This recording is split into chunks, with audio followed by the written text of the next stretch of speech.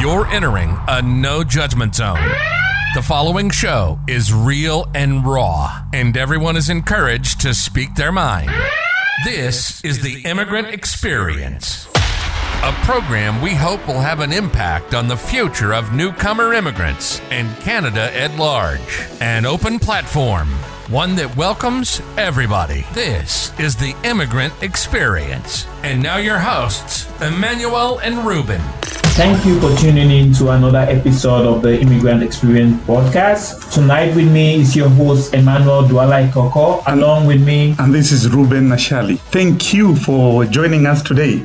And man, we have fire in the house. We are for today's episode, we are happy to be joined by one of my brother. We met way back. And to me, he's a community leader, community and developer. As far as I'm concerned, his name is Alek. Thank you so much, brother, for accepting to talk to us. And welcome to the Immigrant Experience podcast. No, I appreciate it. Thank you for having me here. I'm really excited for our discussion today and where it goes. Yeah, thank you so much. And maybe first thing first, who is Alek? Can you introduce yourself? Yeah, just give a short introduction. Sure. So my name is Alek Golijanin. I'm a first generation Canadian. My family and I immigrated to Canada in the early 90s. Yeah. Our immigration status when we arrived to Canada was we were landed immigrants. What that means is my parents were identified as having skills that were in need and transferable, and Canada took a chance on us. Yeah. The reason we were leaving where we were from was due to civil war, and to sum it all up, for us, coming to Canada was the best decision we ever made. It's definitely the best thing that's happened to us, and it changed my life trajectory forever.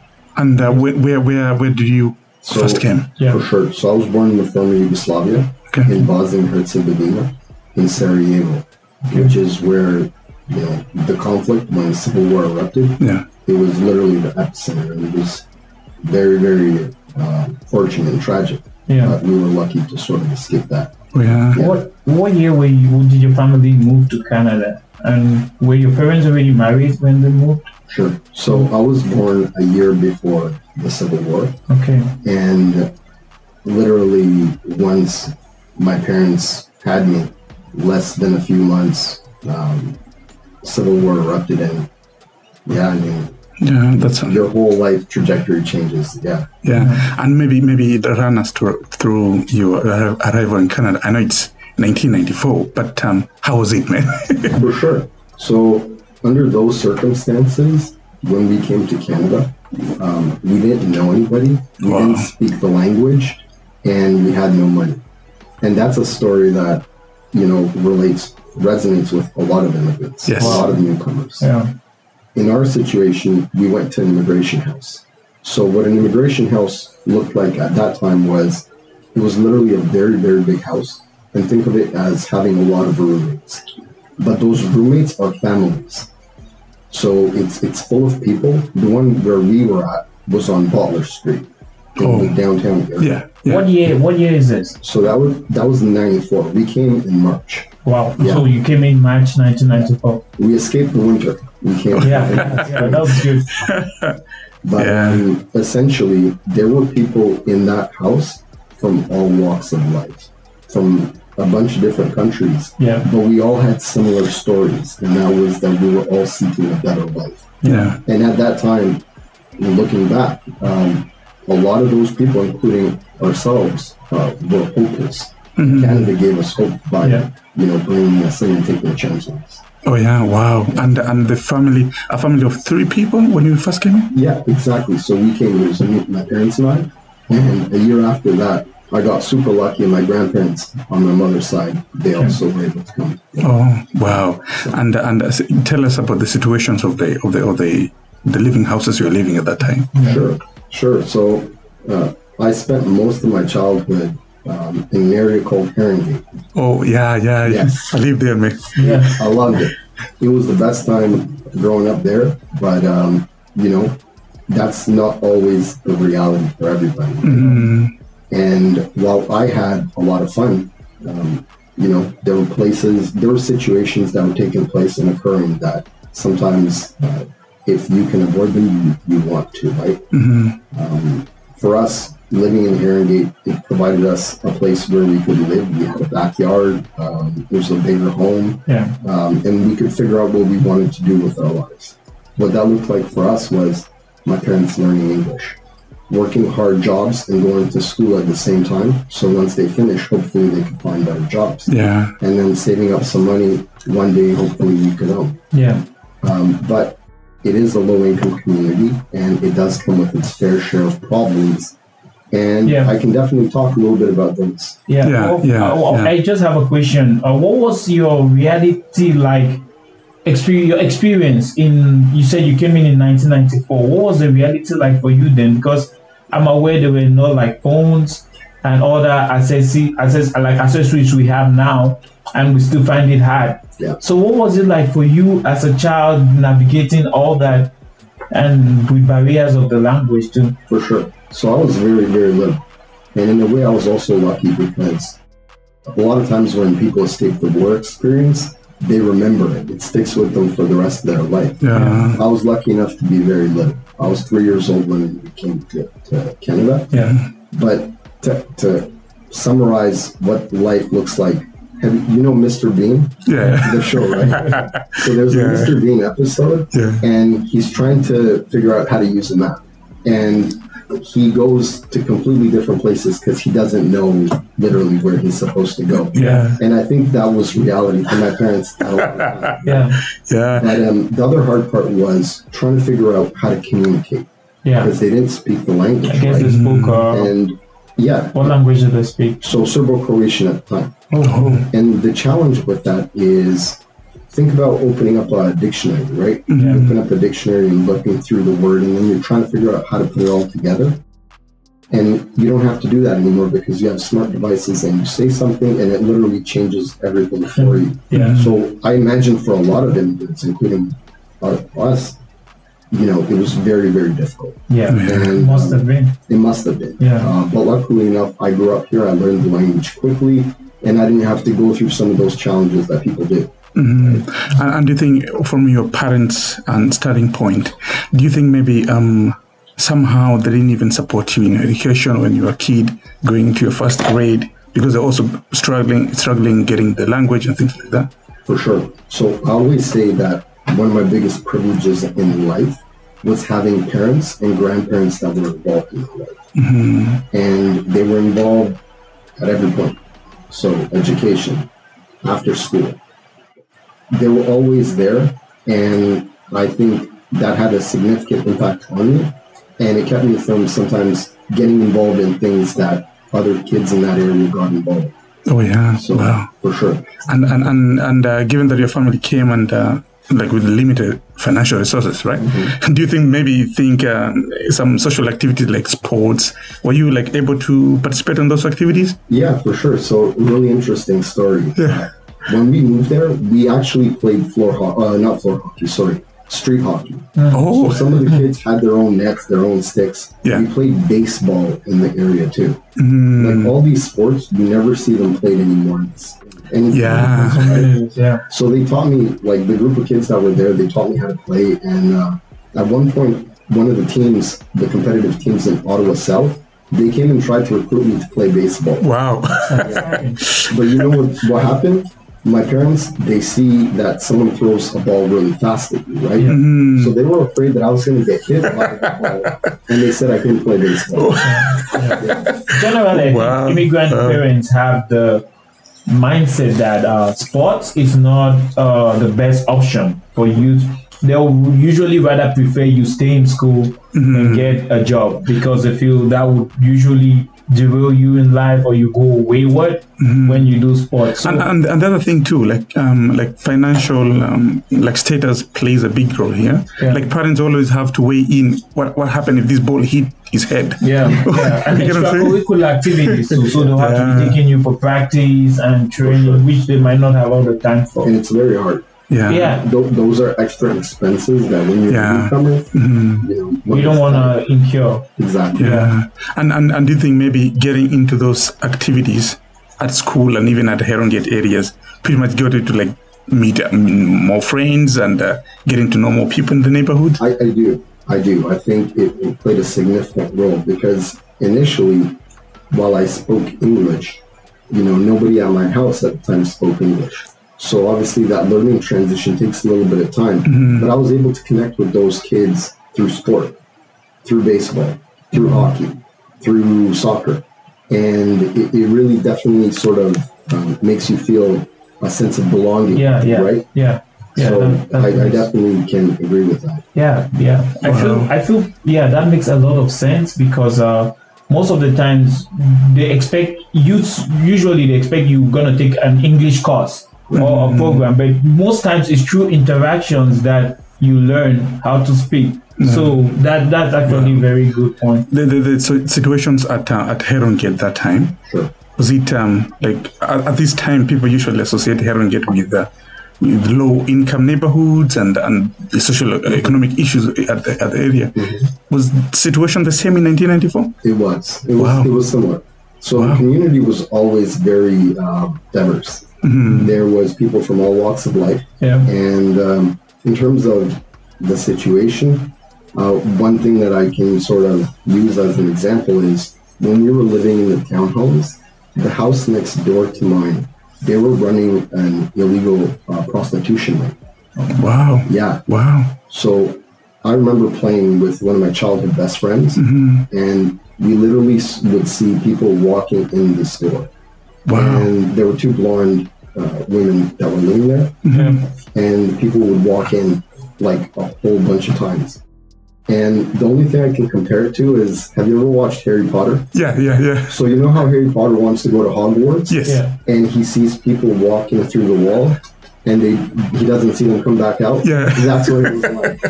It was very weird. But, wow. And with all these things happening, how old were you?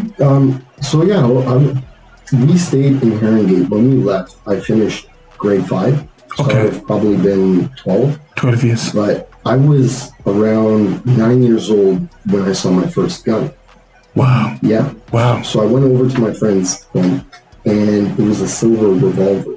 And either it was somebody in his families, but these are things that are not uncommon. Yeah. And a lot of people that have never lived in these areas, sometimes it's hard for them to imagine some of the situations that take place and things that people are exposed to in these areas. They've never been there. Yeah. So, and do you think maybe living in those neighborhoods pretty much contribute to newcomer and immigrants' kids being in gang groups and even drug selling and things like that? For sure. So I definitely think there's a connection, and the connection, in my opinion, is sometimes environments, they can get the best of people. Yeah. And sometimes in those areas, there can be an excess of toxic environment. Yeah. And, depending on situations at home, if people have parents that are working multiple jobs, when they're not home, if the kids are always outside, that makes them very susceptible to outside influences. There's this saying that show me your friends and I'll tell you who you are. So the people you surround yourself with usually impact how you live your life. Yeah, but to most parents, like immigrant parents, like if you're working 2 jobs, or for example, a father is working at night and a mother is working all the day during the day, then the dad coming back, he has to sleep and go to work. That was going to be my next question. Yeah. How did your parents survive? How was life like with you and your parents, finding jobs for them, and what was your dad's... For sure. So it was very, very hard. It was very hard. So my parents would take hard jobs. One of those jobs was doing custodial work and cleaning up a bingo. Or I don't know what you would call that place, but essentially they play bingo. So I called it the bingo place. Bingo place. They would work overnight.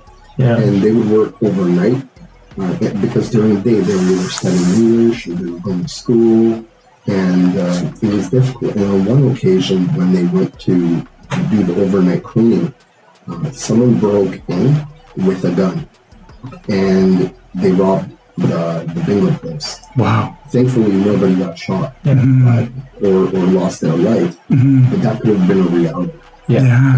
Imagine waking up in the morning and somebody tells you, your parents, your dad, you lost both your parents because somebody walked in and shot them. Yeah. Wow. So there was a lot of close calls, but I think a lot of newcomers, first generation Canadians, multi-generation Canadians, they have a lot of close calls. Man. So you would say, growing up, you spend a lot of time with your grandparents rather than your parents because they were always out working. Well, they were working, absolutely. Yeah. But I think there's an interesting thing too. There's a lot of success stories as well within these areas. I mean, the ones that I can think of immediately, my childhood best friend, his oldest brother, he became an R&B singer. Wow. His name was Masari. Wow. I don't know if you've heard of him. Masari, I think I must have heard about it. One of my favorite songs, it's called Be Easy. And if you ever hear someone, or you see someone driving a car and playing music very, very loud, and you hear that song, it's probably me. But man. There's also other stories too. So there's Mariel Shale. He's actually played in the NBA for the 76ers. Wow. He also grew up within the area. There's Neville Gallimore. He plays football for the Dallas Cowboys. And most recently, there's Jesse Luketa. He got drafted by the Arizona Cardinals in the NFL. Wow. But all of them have they have multiple connections, but all of them have one common theme and message. And they talk about how challenging the environment can be. Right? And if you can overcome that environment, and if it doesn't get the best of you, you can go on to achieve.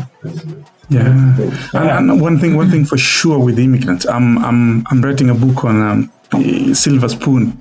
How I wish everyone was an immigrant, and I'm doing some little research and of course reflecting on my own story. But one thing, like a theme with immigrants, they are very hardworking people.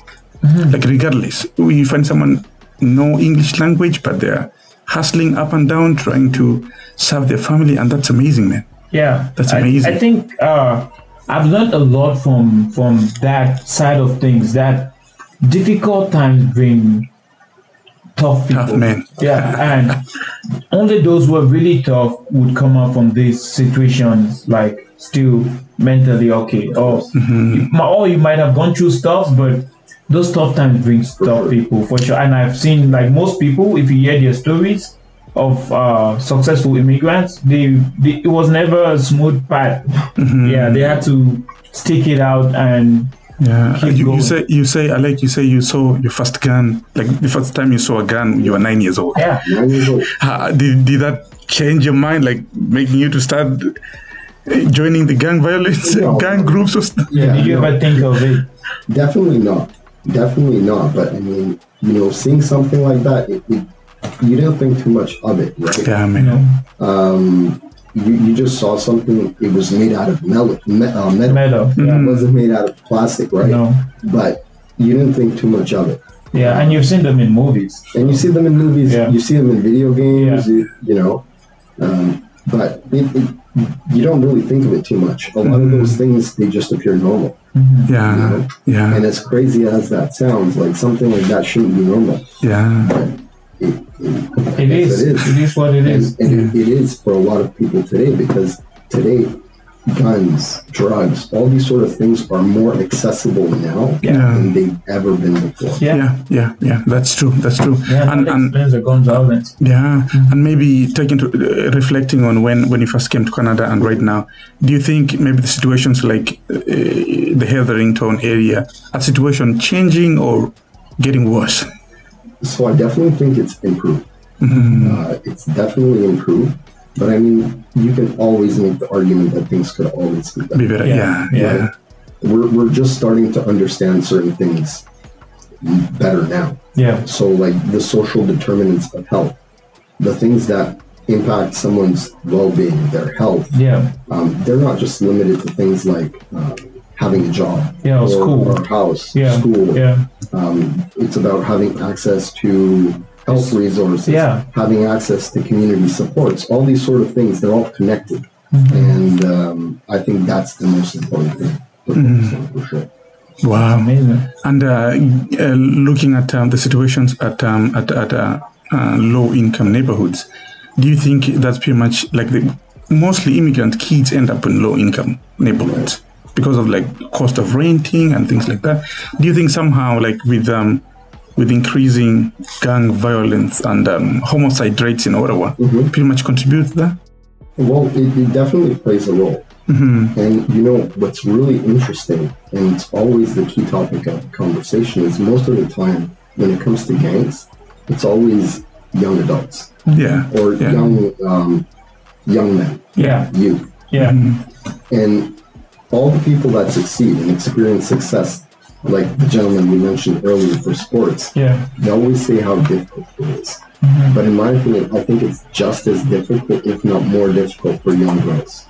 Just as difficult, because for young females in troubled households or where parents aren't at home a lot, they're very likely to get either victimized, groomed into human trafficking, and human trafficking is an issue in Ontario, across Ontario. It is. And these people that traffic people, they know how to spot people that are vulnerable. They know how to spot girls that are vulnerable. And once they see them, they capture them. And do you think with the vulnerability to crime, prostitution, and even trafficking, do you think immigrants are pretty much victims to these crimes?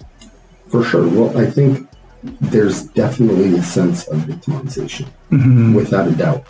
And when you're young, you're very vulnerable. You're susceptible to peer influence.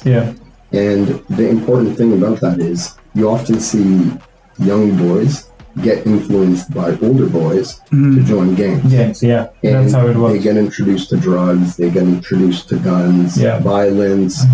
For young girls, they get groomed and essentially forced to work in the sex industry.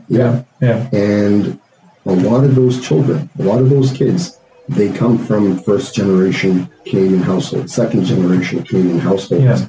So something can be said about that environment and how it impacts people.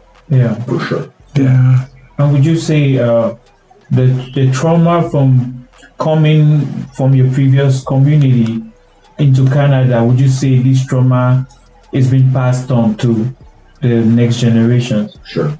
So that's very interesting. And I definitely think trauma plays a significant role in the lives of people. There was a 1960s study at McGill University that identified Holocaust survivors. Their children were 3 times as likely to have psychological imbalances compared to the rest of the Canadian population. And what they were able to identify is that trauma, it is transferable genetically. And that science of transferring trauma, it's called epigenetics. So it's fascinating. It's mind-blowing because everything we thought we knew about us is almost no longer like the way you think about it. That makes a lot of sense because you see that really highly impacting the First Nations generation, like the First Nations people in Canada, and how much you see though the schools which they had going on and all the programs which were run to transform the First Nations people, though it's no longer in existence, you can still see how much impact it has. Intergenerational trauma. Intergenerational trauma is still running through different generations, and you call them names and stuff, but it's a reality of their lived experience. And because their parents are dead, we shouldn't just expect it to disappear. So that hits really deep. I actually totally agree with you on that. And something can be definitely said, when we're talking about these stories, there are definitely stories that make you go like, wow, this is happening, this is taking place.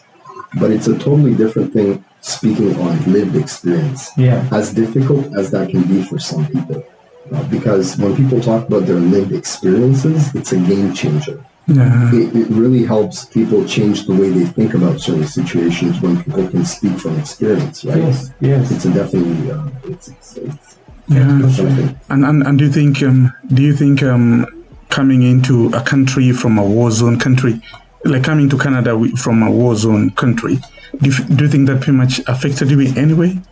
Well, I mean, I'm sure there's side effects for everybody. Yeah. Whether they're children and they're just born into a war. Yeah. The good thing about being born and being very little and living the war experience is that, you know, as you get older, you're not really going to remember it if you're going 2, 3, 4, 5 years old. Yeah. But if you're a teenager, if you're a middle-aged adult, that goes with you for the rest of your life. All those sort of images that you've seen. Yeah. And they can definitely have an impact on people. Definitely. Definitely. You're right about that. Emmanuel, are you traumatized by any event in life? Well, personally, I think we all have experienced lots of traumatizing events in our lives, whether be it from past trauma or inherited trauma or birth. Personally, yes, I have been through traumatic experiences. And coming from Cameroon or from communities where resources are very scarce, you do experience a lot of trauma, and these things are not even a reality in the community because it's not seen. Things they don't see, it's considered as witchcraft. And spirits, evil spirits. So your village people. Yeah, your village people. You heard it. Yeah, they'll tell you your village people at work. For sure. Yeah. So and maybe before we close up, Alek, do you think with situations happening even up until now, we still have low-income neighborhoods? Tony, I saw a study.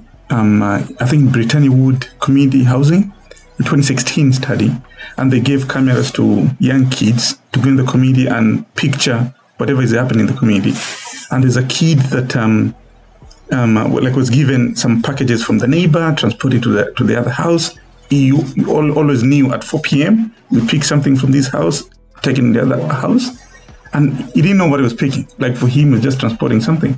And it's after the study that they realized these kids were drug traffickers, unknowingly drug traffickers. And do you think the existence of these neighborhoods pretty much promote the situations that are existing at the moment? Well, I think people are victims of circumstance. You know, sometimes it's not their fault that they live in those communities. No. You know, it's either that community or it's, you know, life before coming to Canada. Yeah. Living in that community, those are things that happen. Those are realities people get drawn and sucked into. And I think that's the importance. It emphasizes the importance of having those supports. Those need-based supports that focus on issues and helping people get back on track to experience success in life. Wow. Well, thank you so much, man. This guy, I say in the beginning, there's fire in the house, and you can already start feeling it. Well, we will take a quick break and come back for another topic. And thank you so much, my brother, for accepting to be part of this, man. No, I love it. I mean, you're throwing some really good insights into stuff, and it's good. You know, I think when we sort of combine, when everybody combines and builds together, you can achieve things much greater than you ever could on your own. Yeah, and I think that's the key message here. Yeah, like thanks, you said, man. We are just sharing life experiences, right? And people then better from life experiences. Yeah, exactly. Oh yeah, thank you so much, and catch you back when you're back. Yeah, thank you. You've been listening to the Immigrant Experience, a program we hope will have an impact on the future of newcomer immigrants and Canada at large. We hope you enjoyed the show, and if you did, make sure to subscribe, like, and share. We'll be back soon, but in the meantime, hook up with us on Instagram at Anyo_2021. #the Immigrant Experience. See you guys next time.